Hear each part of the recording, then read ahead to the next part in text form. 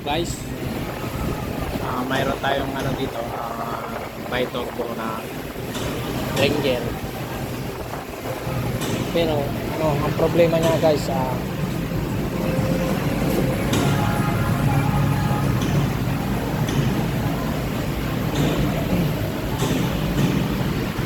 ang problema nito, ito siya. Ayan, kung nakikita nyo yan, diesel yan mga guys, diesel, naglilik, lilik ng diesel. Ngayon pumapasok na sa makina yung ano yan, yung diesel, umahalo yung ano, kaya hindi mabura-bura yung